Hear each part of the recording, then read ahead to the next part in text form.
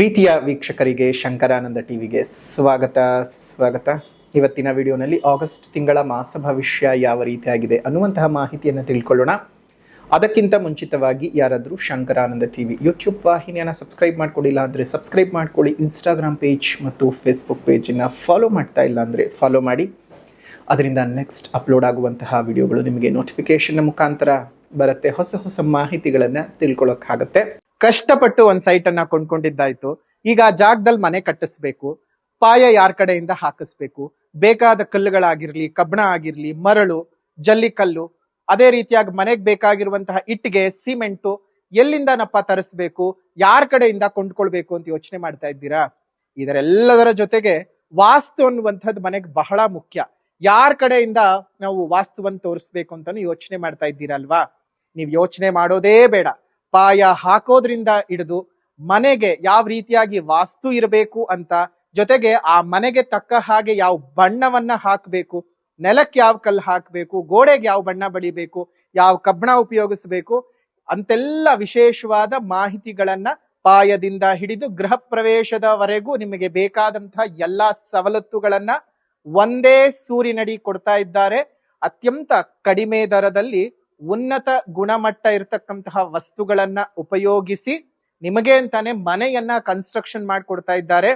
ನಮ್ಮ ರಾಜಾಜಿನಗರದಲ್ಲಿರುವಂತಹ KMI constructions ನವರು ನಿಮಗೆ ಏನಾದ್ರೂ ಮನೆ ಕಟ್ತಾ ಇದ್ದೀನಿ, ಎಲ್ಲಾ ರೀತಿಯಾದ ಗೊಂದಲಗಳಿದೆ ಅಂದ್ರೆ ಫಸ್ಟ್ ಇಲ್ಲಿರುವಂತಹ ಫೋನ್ ನಂಬರ್ಗೆ ಫೋನ್ ಮಾಡಿ ಎಲ್ಲಾ ಮಾಹಿತಿಗಳನ್ನ ನೀವು ಕುಲಂಕುಷವಾಗಿ ತಿಳ್ಕೊಂಡು ನಿಮಗೆ ಬೇಕಾದಂತಹ ಮನೆಯನ್ನ ನಿಮ್ಮ ಕೈಗೆಟಕುವ ದರದಲ್ಲಿ ಇವರೇ ಕಟ್ಟಿಕೊಡ್ತಾರೆ. ಎಲ್ಲಾ ವಿಚಾರಗಳನ್ನ ತಿಳ್ಕೊಂಡು ಮುಂದುವರಿರಿ. ಶುಭವಾಗ್ಲಿ. ಕನ್ಸ್ಟ್ರಕ್ಷನ್ಗೆ ಸಂಬಂಧಪಟ್ಟಂತಹ ಸಂಪೂರ್ಣ ಮಾಹಿತಿ ಬೇಕಾದ್ರೆ ಇಲ್ಲಿರುವಂತಹ ಫೋನ್ ನಂಬರ್ಗೆ ಫೋನ್ ಮಾಡಿ. ಶುಭವಾಗಿ. ಇನ್ನು ಮೊದಲನೇದಾಗಿ ಆಗಸ್ಟ್ ತಿಂಗಳ ವಿಶೇಷತೆಗಳನ್ನ ನಾವು ಗಮನಿಸ್ಬಿಡೋಣ ಮತ್ತು ಯಾವ್ಯಾವ ಗ್ರಹಗಳು ಬದಲಾವಣೆ ಆಗ್ತಾ ಇದೆ, ಎಷ್ಟನೇ ತಾರೀಕಿಗೆ ಬದಲಾವಣೆ ಆಗ್ತಿದೆ ಅನ್ನೋದನ್ನು ಗಮನಿಸೋಣ. ಮೊದಲನೇದಾಗಿ 1ನೇ ತಾರೀಕು 8ನೇ ತಿಂಗಳು 2026 ಕನ್ಯಾ ರಾಶಿಗೆ ಶುಕ್ರ ಪ್ರವೇಶ ಮಾಡ್ತಾ ಇದ್ದಾನೆ. ಶುಕ್ರನು ನೀಚನಾಗ್ತಾ ಇದ್ದಾನೆ.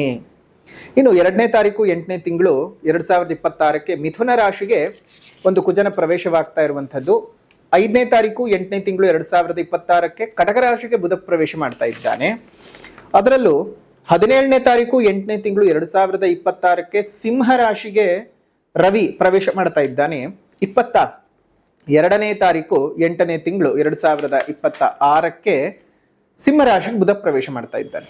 ಇದಿಷ್ಟು ಈ ತಿಂಗಳ ಗ್ರಹದ ಬದಲಾವಣೆಯ ಪರಿಸ್ಥಿತಿಗಳು. ಇನ್ನು ಈ ತಿಂಗಳ ವಿಶೇಷತೆಗಳು ಅಂತ ನೋಡಿದ ಸಂದರ್ಭಕ್ಕೆ ನಮಗೆ ಈ ತಿಂಗಳಲ್ಲಿ ಬರ್ತಕ್ಕಂತಹದ್ದು ಆಷಾಢ ಮತ್ತು ಶ್ರಾವಣ ಎರಡೂ ಬರುತ್ತೆ.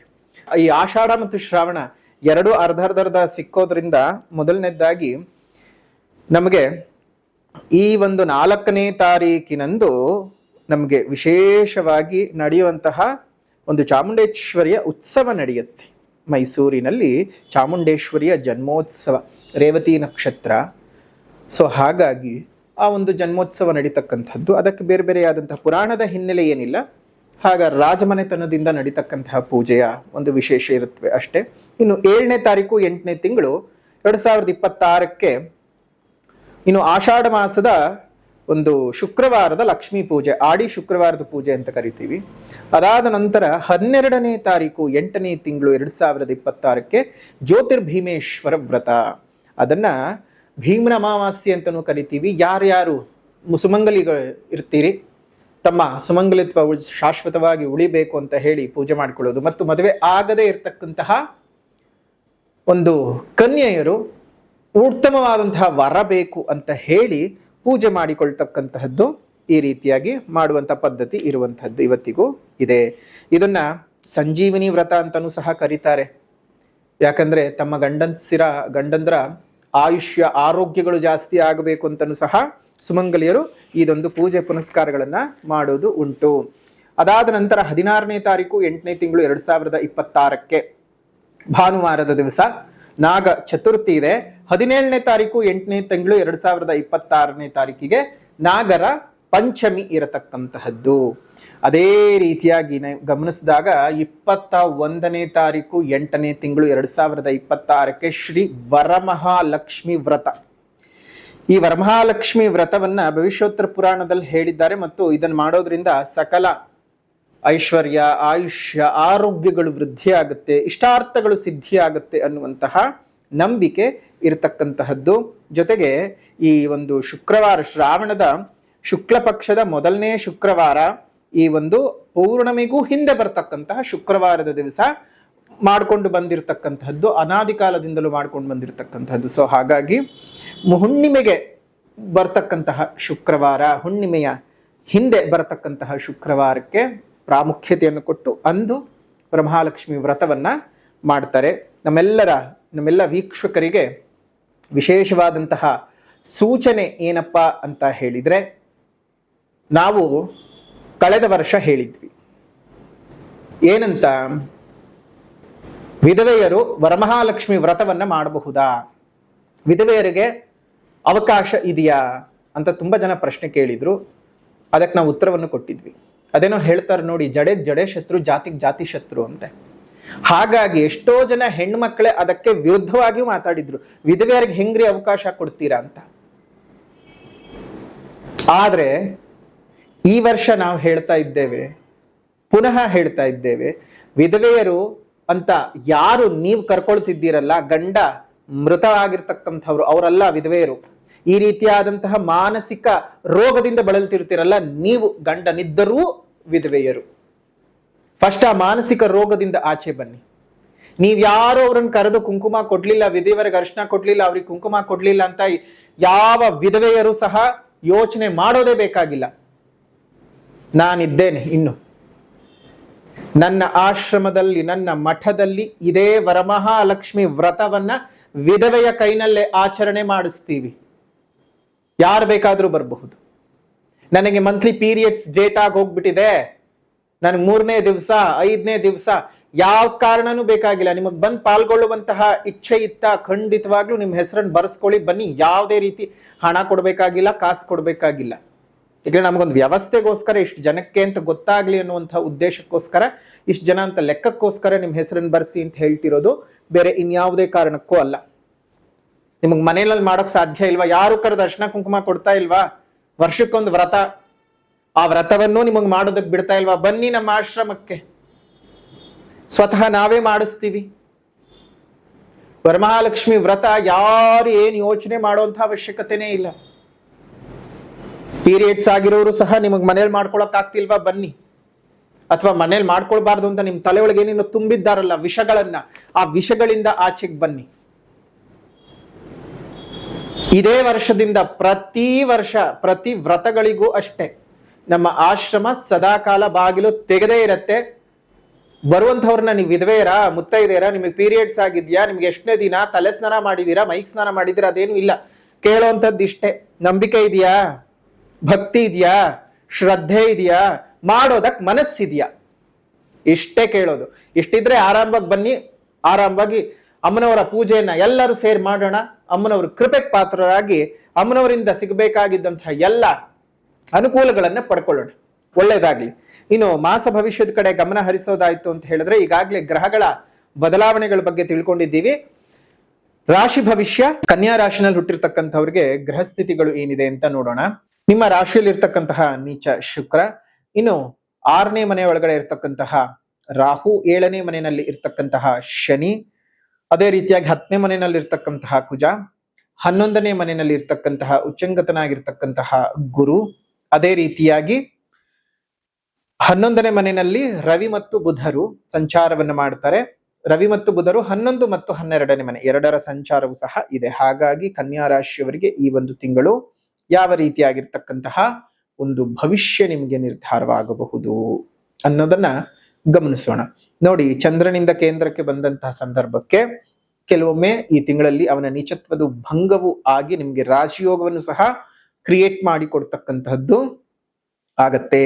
ಜೊತೆಗೆ ಈ ಒಂದು ನಿಮ್ಮ ರಾಶಿಯಲ್ಲೇ ಶುಕ್ರನು ನೀಚನಾಗೋದ್ರಿಂದ ದ್ವಿತೀಯಾಧಿಪತಿ ಮತ್ತು ಭಾಗ್ಯಾಧಿಪತಿಯಾಗಿ ನೀಚನಾಗ್ತಾನೆ. ಆ ನೀಚನಾಗುವಂತಹ ಪ್ರಭಾವ ಒಂದ್ ಹಂತಕ್ಕೆಡುಕು. ಅದೇ ಚಂದ್ರನ ಸ್ಥಾನದ ಗತಿಯಲ್ಲಿ ನೋಡಿದ ಸಂದರ್ಭಕ್ಕೆ, ಚಂದ್ರನಿಂದ ಕೇಂದ್ರಕ್ಕೆ ಬಂದಾಗಲೆಲ್ಲ ಅವನ ನೀಚತ್ವವು ಭಂಗವಾಗುತ್ತೆ, ರಾಜಯೋಗ ಉಂಟಾಗುತ್ತೆ. ಸೊ ಅಂದ್ರೆ ನಿಮ್ಗೆ ಎರಡೆರಡು ಫಲಗಳು ಇರ್ತಕ್ಕಂಥದ್ದು. ಈ ಕಡೆ ಶುಭವೂ ಇದೆ, ಈ ಕಡೆ ಅಶುಭವೂ ಸಹ ಇದೆ. ಸೊ ಹಾಗಾಗಿ ಶುಭಾಶುಭ ಫಲಗಳ ತುಲನೆಯನ್ನ ನೀವು ಶುಕ್ರ ಗ್ರಹದಿಂದ ಚಿಂತನೆಯನ್ನ ಮಾಡ್ಕೊಳ್ಬಹುದು. ಇನ್ನು ರವಿ ಮತ್ತು ಬುಧರು 11 ಮತ್ತು 12ನೇ ಮನೆಯಲ್ಲಿ ಸಂಚಾರ ಮಾಡ್ತಾರೆ.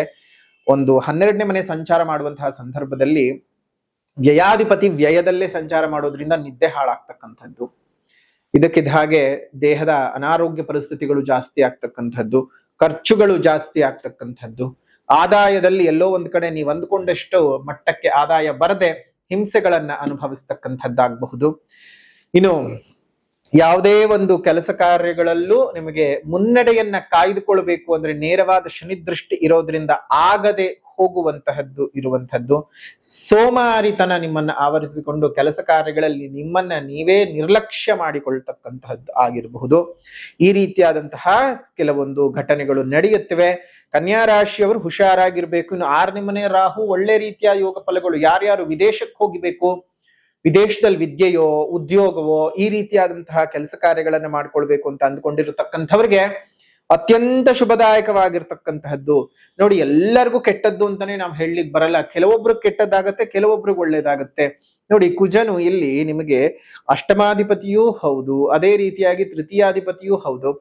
ಅವನಿರ್ತಕ್ಕಂಥದ್ದಲ್ಲಿ ದಶಮ ಸ್ಥಾನದಲ್ಲಿ, ಆ ದಶಮ ಕೇಂದ್ರದಲ್ಲಿ ಇರೋದ್ರಿಂದ ನಿಮಗೆ ಆರೋಗ್ಯ ಸುಧಾರಣೆಯ ಭಾಗ್ಯ, ಪ್ರಯತ್ನಗಳಲ್ಲಿ ಒಂದು ಒಳ್ಳೆಯ ಸಾಫಲ್ಯತೆಯನ್ನ ನೋಡ್ತಕ್ಕಂತಹದ್ದು, ಆರ್ಥಿಕ ಮುಗ್ಗಟ್ಟು ಹೋಗ್ತಕ್ಕಂಥದ್ದು, ಅದೇ ಒಂದೊಂದರಿಂದ ಒಂದೊಂದು ಫಲಗಳನ್ನ ನೀವು ನಿರೀಕ್ಷೆ ಮಾಡ್ತಾನೆ ಹೋಗಬಹುದು. ಇದ್ದಕ್ಕಿದ್ದ ಹಾಗೆ ನೋಡಿ, ಶುಕ್ರನಿಂದ ಅವಯೋಗಗಳು ಉಂಟಾದ್ರೂ ಕುಜನಿಂದ ಒಂದಷ್ಟು ಯೋಗಗಳು ನಿಮಗೆ ಬರುತ್ತೆ. ಸೊ ಹಾಗಾಗಿ ನಿಮ್ಮ ಪ್ರಯತ್ನದ ಮೇಲೆ ಸ್ವಲ್ಪ ಜಾಸ್ತಿನೇ ಒಂದ್ ರೀತಿಯಾಗಿರುವಂಥದ್ದು. ಇನ್ನು ಕೇತುವಿನ ದೃಷ್ಟಿಯು ನಿಮಗೆ ನಿಮ್ಮ 6ನೇ ಮನೆ ಮೇಲೆ ಮತ್ತು 2ನೇ ಮನೆ ಮೇಲೆ ಇರೋದ್ರಿಂದಾಗಿ ಪ್ರೇಮಿಗಳಿಗೆ ಇದು ಶುಭಯೋಗ ಅಲ್ಲ.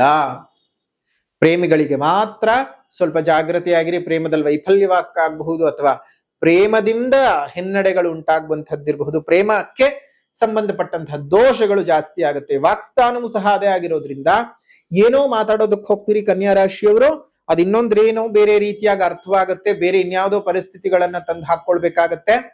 ತುಂಬಾ ಹುಷಾರಾಗಿದ್ದು ಜೀವನನ ನಡೆಸ್ಕೊಳ್ತಾ ಹೋಗೋದು ಒಳ್ಳೇದು. ಕನ್ಯಾ ರಾಶಿನಲ್ಲಿ ಹುಟ್ಟಿರ್ತಕ್ಕಂಥವ್ರಿಗೆ ತುಂಬಾನೇ ಕೆಲವೊಂದು ವಿಚಾರಗಳಲ್ಲಿ ಅವಯೋಗಗಳಿದ್ದಾವೆ, ಹುಷಾರಾಗಿರ್ಬೇಕು. ಇನ್ನು ಅದೇ ರೀತಿಯಾಗಿ ನೇರವಾಗಿ ಶನಿಯ ದೃಷ್ಟಿ ನಿಮ್ಮ ಮೇಲೆ ರಾಶಿ ಮೇಲೆ ಬೀಳ್ತಾ ಇದೆ. ಶನಿಯ ಸಪ್ತಮ ಸ್ಥಾನ ಕೆಡಕು ಅಲ್ಲ, ಒಳ್ಳೇದು ಅಲ್ಲ, ಆದ್ರೂ ದೃಷ್ಟಿ ಬಿದ್ದಿರೋದ್ರಿಂದ ದೃಷ್ಟಿ ಕೆಡಕಾಗಿರುತ್ತದೆ. ಹಾಗಾಗಿ ಶನಿ ಶಾಂತಿಯನ್ನು ಮಾಡಿಸ್ಕೊಳ್ಳೋದು ಮರಿಬೇಡಿ. ಶನಿ ಈಗಾಗಲೇ ಜುಲೈ ತಿಂಗಳು 19ನೇ ತಾರೀಕಿನ ನಂತರದಲ್ಲಿ ವಕ್ರೀಗತನಾಗಿ ತನ್ನ ವಕ್ರತ್ವದ ಫಲಗಳನ್ನ ಬೇರೆ ಕೊಡೋದಕ್ಕೆ ಶುರು ಮಾಡಿರ್ತಾನೆ. ಆ ವಕ್ರೀಗತನಾಗಿರ್ತಕ್ಕಂತಹ ಶನಿಯ ಫಲಗಳು ಯಾವ ರೀತಿಯಾಗಿದೆ ಅನ್ನೋದನ್ನ ಈಗಾಗಲೇ ವಿಡಿಯೋ ಮಾಡಿ ಹಾಕಿದ್ದೀವಿ. ನೋಡದೇ ಇರತಕ್ಕಂಥವ್ರು ವಕ್ರ ಶನಿ ಫಲ 2026 ವಿಡಿಯೋವನ್ನ ನೀವು ನೋಡಬಹುದು. ಜೊತೆಗೆ ಈ ಶನಿಯ ಸಂಪೂರ್ಣವಾಗಿರ್ತಕ್ಕಂತಹ ಕೃಪೆ ಎಲ್ಲರಿಗೂ ಸಹ ಆಗಬೇಕು ಅಂತ ಹೇಳಿ ವಿಶೇಷವಾಗಿ ಜುಲೈನ 12ನೇ ತಾರೀಕು, ಇದು ಆಗಸ್ಟ್ ತಿಂಗಳ ಮಾಸ ಭವಿಷ್ಯವಾಗಿದ್ರೂ ಸಹ ನಾವು ಜುಲೈನಲ್ಲೇ ಅಪ್ಲೋಡ್ ಮಾಡೋದ್ರಿಂದ 1 ತಿಂಗಳು ಮುಂಚಿತವಾಗಿಯೇ ನಿಮಗೆ ಈ ಒಂದು ಆಗಸ್ಟ್ ತಿಂಗಳ ಭವಿಷ್ಯದ ಜೊತೆಗೆ ಜುಲೈನ ತಿಂಗಳಲ್ಲಿ ನಡೀತಕ್ಕಂತಹ ವಿಶೇಷವಾದಂತಹ ಒಂದು ಕಾರ್ಯ ಏನಪ್ಪಾ ಅಂದ್ರೆ, ದಕ್ಷಿಣ ಮುಖಕ್ಕೆ ಹನುಮಂತ ಸಮೇತ ಶನಿದೇವರ ವಿಗ್ರಹದ ಪ್ರತಿಷ್ಠಾಪನೆ ಆಗ್ತಾ ಇರತಕ್ಕಂಥದ್ದು. ಸೊ ಇದು ವಿಶ್ವದಲ್ಲೇ ಪ್ರಪ್ರಥಮವಾಗಿ ಆಗ್ತಾ ಇರತಕ್ಕಂತಹ ಘಟನೆ. ವಿಶ್ವದಲ್ಲಿ ಎಲ್ಲೂ ಇಲ್ಲದಂತಹ ಪ್ರಪ್ರಥಮ ದೇವಸ್ಥಾನ, ವಿಶ್ವದಲ್ಲೇ ಪ್ರಪ್ರಥಮ ದೇವಸ್ಥಾನ. ಏಕಶಿಲೆಯಲ್ಲಿ ಹನುಮ ಮತ್ತು ಶನಿಯನ್ನ ದಕ್ಷಿಣಕ್ಕೆ ಅಭಿಮುಖವಾಗಿ ಪ್ರತಿಷ್ಠಾಪನೆಯನ್ನ ಮಾಡ್ತಾ ಇರುವಂಥದ್ದು. ಮುಂಭಾಗದಲ್ಲಿ ಹನುಮ, ಹಿಂಭಾಗದಲ್ಲಿ ಶನಿ. ಶನಿಯನ್ನ ನೀವು ನೇರವಾಗಿ ನೋಡ್ಲಿಕ್ಕೆ ಸಾಧ್ಯವಾಗಲ್ಲ, ಕನ್ನಡಿಯ ಮುಖಾಂತರವಾಗಿ ನೀವು ಶನಿಯನ್ನ ನೋಡ್ಬೇಕಾಗ್ತದೆ. ಸೊ ಹಾಗಾಗಿ ಆ ಕನ್ನಡಿಯಲ್ಲಿ ನಿಮಗೆ ಶನಿಯು ದರ್ಶನವನ್ನ ಕೊಡ್ತಾನೆ. ಅವನ ನೇರ ದೃಷ್ಟಿಯಿಂದ ಪಾರಾಗ್ತೀರಿ. ಹನುಮನ ಶುಭ ಕೃಪೆಗೆ ನೀವು ಒಳಗಾಗ್ತೀರಿ. ಮೊದಲನೇದಾಗಿ ಬೆಳಗ್ಗಿನಿಂದನೇ ವಿಶೇಷವಾಗಿ ಪವಮಾನ ಪೂಜೆ, ಪವಮಾನ ಹೋಮ, ಮೃತ್ಯುಂಜಯ ಪೂಜೆ, ಮೃತ್ಯುಂಜಯ ಹೋಮ ಸಮೇತವಾಗಿ ಹನುಮಂತನ ಪ್ರತಿಷ್ಠಾಪನೆ ಆಗ್ತಾ ಇರತಕ್ಕಂಥದ್ದು. ನೀವೇ ಸ್ವತಃ ಬಂದು ನಿಮ್ಮ ಕೈಯಾರೆ ಸ್ವಾಮಿಗೆ ಎಳ್ಳೆಣ್ಣೆಯ ಅಭಿಷೇಕವನ್ನು ಮಾಡಿ ಸ್ಪರ್ಶ ದರ್ಶನವನ್ನು ಮಾಡ್ಕೊಂಡು ಹೋಗಬಹುದು. ಪ್ರತಿನಿತ್ಯವೂ ಆ ವ್ಯವಸ್ಥೆ ಇರ್ತದೆ. ಯಾರಾದರೂ ಶನಿಪೀಡನೆಯಿಂದ ಬಳಲ್ತಾ ಇರತಕ್ಕಂಥವರು, ತುಂಬ ದೋಷಗಳು, ಸಂಕಷ್ಟಗಳು ಅಂತ ಬಳಲ್ತಾ ಇರತಕ್ಕಂಥವರು ನೀವೇ ಸ್ವತಃ ಬಂದು ಸ್ವಾಮಿಗೆ ಎಳ್ಳೆಣ್ಣೆಯ ಅಭಿಷೇಕವನ್ನು ಮಾಡಿ ನೀವು ಸ್ವಾಮಿಯ ಕೃಪೆಗೆ ಪಾತ್ರರಾಗಬಹುದು. ಜುಲೈ 12ನೇ ತಾರೀಕಿನಂದು ನಡೆಯುವಂತಹ ವಿಶೇಷವಾದ ಶನಿ ಮಹಾಯಾಗದಲ್ಲಿ ನೀವೆಲ್ಲರೂ ಪಾಲ್ಗೊಂಡು ವಿಶೇಷವಾಗಿ ಶನಿ ದೋಷಕ್ಕೆ ಪರಿಹಾರ ಮಾಡಿಕೊಂಡು ಶನಿ ಪೂಜೆಯನ್ನು ಮಾಡಿಸ್ಕೊಳ್ಳಿ. ಅದಕ್ಕೆ ಶುಲ್ಕ 800 ರೂಪಾಯಿಗಳಿರುತ್ತವೆ. ಇನ್ನಷ್ಟು ಹೆಚ್ಚಿನ ಮಾಹಿತಿ ಬೇಕು ಅಂದರೆ ಇಲ್ಲೇ ಇರತಕ್ಕಂತಹ ಫೋನ್ ನಂಬರ್ಗೆ ಫೋನ್ ಮಾಡಿ ಸಂಪೂರ್ಣವಾದ ಮಾಹಿತಿಯನ್ನು ತಿಳ್ಕೊಂಡು ನೀವು ಬಂದು ಭೇಟಿ ಮಾಡಬಹುದು. ನೇರವಾಗಿ ಪೂಜೆಗೆ ಸಹ ಬರಬಹುದು. ಸಾಧ್ಯ ಇಲ್ಲದೇ ಇರುವಂಥವರು ಆನ್ಲೈನ್ನಲ್ಲಿ ಬುಕ್ ಮಾಡಿಕೊಂಡ್ರೆ ಪ್ರಸಾದ ನಿಮ್ಮ ಮನೆಗೆ ಬರುತ್ತೆ. ಶನಿಯ ರಕ್ಷಾ ಕವಚ ಕೊಡ್ತೀವಿ, ಅದನ್ನು ಕತ್ತಿನಲ್ಲಿ ಧರಿಸಬೇಕು ಮತ್ತು ಶನಿಯ ರಕ್ಷೆಯನ್ನು ಪ್ರತಿನಿತ್ಯ ಹಣೆಗೆ ಹಚ್ಕೊಳ್ಬೇಕು. ಇದರಿಂದ ನಿಮಗೆ ಶನಿ ಪೀಡನೆಯಿಂದ ತುಂಬ ಬೇಗ ಪಾರಾಗ್ತೀರಿ. ಎಲ್ಲರಿಗೂ ಸಹ ಒಳ್ಳೇದು ಆಗ್ತದೆ, ಒಳ್ಳೇದು ಆಗಲಿ ಅನ್ನುವಂಥದ್ದಕ್ಕೆ ವಿಶ್ವದ ಪ್ರಪ್ರಥಮ ಏಕಶಿಲಾಮೂರ್ತಿಯಲ್ಲಿ ಶನಿ ಮತ್ತು ಹನುಮಂತನನ್ನು ಒಂದು ದಕ್ಷಿಣಕ್ಕೆ ಅಭಿಮುಖವಾಗಿ ಪ್ರತಿಷ್ಠಾಪನೆ ಮಾಡಿ ನಿಮ್ಮೆಲ್ಲರಿಗೂ ಅನುಕೂಲ ಮಾಡಿಕೊಡ್ತಾ ಇದ್ದೇವೆ. ಇದನ್ನು ತಾವೆಲ್ಲರೂ ಸಹ ಉಪಯೋಗ ಮಾಡಿಕೊಳ್ಬೇಕು. ಇನ್ನು ಈ ಶನಿಯ ವಿಶೇಷವಾಗಿರ್ತಕ್ಕಂತಹ ಅನುಗ್ರಹಕ್ಕೆ ಮತ್ತು ಅದೇ ರೀತಿಯಾಗಿ ಹನುಮಂತನ ಪ್ರತಿಷ್ಠೆಗೆ ಬರ್ತಕ್ಕಂಥವರು ಇಲ್ಲೇ ಇರ್ತಕ್ಕಂತಹ ಫೋನ್ ನಂಬರ್ಗೆ ಫೋನ್ ಮಾಡಿ. ಅನ್ನೋದು ವಿಶೇಷವಾದಂತಹ ಸ್ಥಳ ಯಾವುದಪ್ಪ ಅಂತ ಹೇಳಿದ್ರೆ ಮೈಸೂರು ಜಿಲ್ಲೆ ನಂಜನಗೂಡು ತಾಲೂಕಿನ ಹರತಲೆ ಗ್ರಾಮದಲ್ಲಿ ಹರತಲೆ ಮಠದಲ್ಲಿ ವಿಶೇಷವಾಗಿ ಈ ಒಂದು ಕಾರ್ಯವು ನಡೀತಾ ಇದೆ. ತಾವೆಲ್ಲರೂ ಸಹ ಬಂದು ಪಾಲ್ಗೊಳ್ಳಬಹುದು. ಇದರ ಬಗ್ಗೆ ಇನ್ನೊಂದಷ್ಟು ಮಾಹಿತಿಗಳು ಬೇಕು ಅಂದರೆ ಇಲ್ಲೇ ಇರ್ತಕ್ಕಂತಹ ಫೋನ್ ನಂಬರ್ಗೆ ಫೋನ್ ಮಾಡಿ. ಮತ್ತು ವಿಳಾಸ ಮೈಸೂರು ಜಿಲ್ಲೆ ನಂಜನಗೂಡು ತಾಲೂಕಿನ ಹರತಲೆ ಗ್ರಾಮದ ಹರತಲೆ ನಿರ್ಗುಣಾದ್ವೈತ ಮಠದಲ್ಲಿ ನಡೀತಕ್ಕಂತಹ ಶನಿಶಾಂತಿ ಪೂಜೆ, ಶನಿ ಮಹಾಯಾಗಕ್ಕೆ ತಾವೆಲ್ಲರೂ ಸಹ ಬಂದು ಪಾಲ್ಗೊಂಡು ಆ ದೇವರ ಅನುಗ್ರಹಕ್ಕೆ ಪಾತ್ರವಾಗಿ ಶುಭವಾಗ್ಲಿ ಮಂಗಳವಾಗ್ಲಿ ಅಂತ ಹೇಳ್ತಾ, ಇನ್ನು ವಿದ್ಯಾರ್ಥಿಗಳ ವಿಚಾರಕ್ಕೆ ಬರೋದಾಯ್ತು ಅಂದ್ರೆ ವಿದ್ಯಾರ್ಥಿಗಳಿಗೆ ಅಂತಹ ಕೆಡುಕಿನ ಛಾಯೆಗಳೇನೂ ಇಲ್ಲ. ಹೈಯರ್ ಸ್ಟಡೀಸ್ ಮಾಡ್ತಾ ಇರ್ತಕ್ಕಂಥ ವಿದ್ಯಾರ್ಥಿಗಳಿಗೆ ಬಹಳ ಶುಭದಾಯಕವಾಗಿರ್ತಕ್ಕಂಥದ್ದು. ಅದೇ ರೀತಿಯಾಗಿ ಯಾರು ಒಂದು ಪ್ರೈಮರಿ ಎಜುಕೇಶನ್ ಅಲ್ಲಿ ಇದ್ದೀರಿ, ಸ್ವಲ್ಪ ಎಫರ್ಟ್ ಜಾಸ್ತಿ ಹಾಕಿದ್ರೆ ಮಾತ್ರನೇ ಅನುಕೂಲ ಆಗ್ತಕ್ಕಂಥದ್ದು. ಇನ್ನು ರೈತರಿಗೆ ಸಾಗುವಳಿಗಳು ಚೆನ್ನಾಗಿ ಆಗ್ತದೆ. ಮಳೆಯು ಸಹ ಬೇಕಾದ ಸಮಯಕ್ಕೆ ಬಂದು ನಿಮಗೆ ಅನುಕೂಲವನ್ನ ಮಾಡಿಕೊಡ್ತಕ್ಕಂಥದ್ದು ಆಗತ್ತೆ. ಇನ್ನು ನೌಕರರಿಗೆ, ಕೆಲಸವನ್ನ ಮಾಡ್ತಾ ಇರ್ತಕ್ಕಂಥವ್ರಿಗೆ ಮೇಲಧಿಕಾರಿಗಳಿಂದ ಸ್ವಲ್ಪ ಮಟ್ಟಕ್ಕೆ ಒಂದು 17ನೇ ತಾರೀಕಿನ ನಂತರದಲ್ಲಿ ಕಿರಿಕಿರಿಗಳು ಶುರುವಾಗ್ತಕ್ಕಂಥದ್ದು. ಅವ್ರ ಮಾತುಕತೆ ಕತೆಗಳೇ ಬೇರೆ ರೀತಿಯಾಗಿ ಆಗಿ ನಿಮ್ಮ ಮನಸ್ಸಿಗೆ ಚಿಂತೆಗಳನ್ನ ತಂದುಕೊಡ್ತಕ್ಕಂಥದ್ದಾಗತ್ತೆ 17ನೇ ತಾರೀಕಿನ ನಂತರದಲ್ಲಿ. ಅಲ್ಲಿವರೆಗೂ ಕೆಲಸ ಕಾರ್ಯಗಳಲ್ಲಿ ಏನ್ ಚೆನ್ನಾಗಿ ಪ್ರಾಬ್ಲಮ್ ಏನು ಇರೋದಿಲ್ಲ, ತುಂಬಾನೇ ಚೆನ್ನಾಗಿ ಹೋಗ್ತದೆ. ಸೊ ಒಟ್ಟಾರೆಯಾಗಿ ಓವರ್ ಆಲ್ ಆಗಿ ಒಂದು 80% ಚೆನ್ನಾಗಿದೆ ಕನ್ಯಾ ರಾಶಿಯವರಿಗೆ ಈ ಒಂದು ಆಗಸ್ಟ್ ತಿಂಗಳಲ್ಲಿ.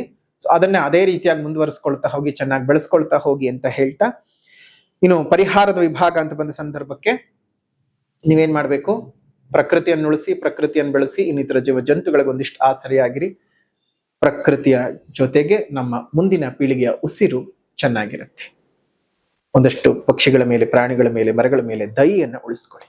ಇನ್ನು ಆಧ್ಯಾತ್ಮಿಕ ಪರಿಹಾರ ಅಂತ ಬಂದ ಸಂದರ್ಭಕ್ಕೆ ಕನ್ಯಾ ರಾಶಿಯವರು ಮಾಡ್ಬೇಕಾಗಿರೋದೇನಪ್ಪಾ ಅಂತ ಹೇಳಿದ್ರೆ ದುರ್ಗಾ ಸಹಸ್ರನಾಮ ಸ್ತೋತ್ರವನ್ನ ಪ್ರತಿನಿತ್ಯ ಸಂಧ್ಯಾಕಾಲದಲ್ಲಿ ಸಂಜೆಯ ಹೊತ್ತಿನಲ್ಲಿ ಪಠಣವನ್ನ ಮಾಡ್ತಾ ಬನ್ನಿ. ದುರ್ಗಾದೇವಿಯ ಸಂಪೂರ್ಣ ಅನುಗ್ರಹದಿಂದ ಇರುವಂತಹ ಆ 20% ಅಷ್ಟು ತೊಂದರೆ ತಾಪತ್ರೆಗಳು ನಿವಾರಣೆಯಾಗಿ ನೆಮ್ಮದಿ ಆಗಬಹುದು. ದೇವರ ಆರಾಧನೆಯನ್ನು ಮಾಡೋದು ಮರಿಬೇಡಿ, ದೇವರ ಪೂಜೆಯನ್ನು ಮಾಡೋದು ಮರಿಬೇಡಿ, ಸಹಸ್ರನಾಮದ ಪಠಣವನ್ನ ಮಾಡೋದು ಮರಿಬೇಡಿ. ಶುಭವಾಗ್ಲಿ, ಮಂಗಳವಾಗ್ಲಿ. ಇದಾಗಿತ್ತು ವಿಶೇಷವಾದಂತಹ ಕನ್ಯಾ ರಾಶಿಯವರ ಆಗಸ್ಟ್ ತಿಂಗಳ ಮಾಸ ಭವಿಷ್ಯ. ವಿಡಿಯೋ ಇಷ್ಟ ಆಗಿದ್ರೆ ಲೈಕ್ ಮಾಡಿ, ಶೇರ್ ಮಾಡಿ, ಕಮೆಂಟ್ ಮಾಡಿ. ಮತ್ತೊಂದು ವಿಡಿಯೋನಲ್ಲಿ ಭೇಟಿ ಮಾಡೋಣ. ಅಲ್ಲಿವರೆಗೂ ನಮಸ್ಕಾರ. ಲೋಕ ಸಮಸ್ತ ಸುಖಿನೋ ಭವಂತು, ಸಕಲ ಸನ್ಮಂಗಳಾನಿ ಭವಂತು, ಸರ್ವೇ ಜನಾಃ ಸುಖಿನೋ ಭವಂತು, ಸಮಸ್ತ ಸನ್ಮಂಗಳಾನಿ ಭವಂತು.